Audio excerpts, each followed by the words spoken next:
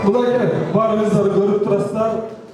Биз 5 жыл тууган болсок, бешөөбүз ушул бир нанды бөлүшүп жеп чоңойдук.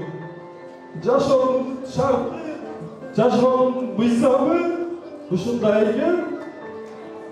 Кыз бала чоңойгондо башка бирөөгө биле болуш. Не дейсиз?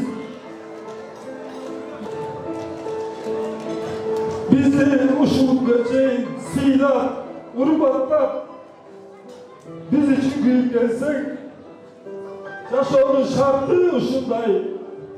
Senin üyülön, sen için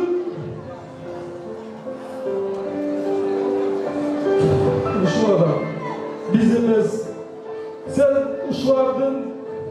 uşular için güysün.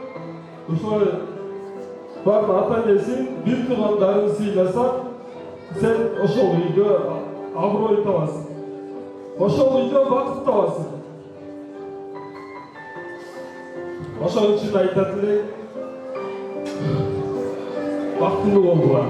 Karmaşkan oldular, nadir ağasın.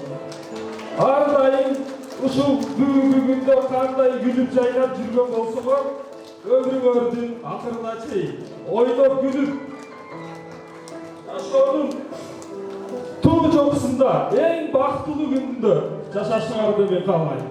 Ар дайым бактылуу болуңар.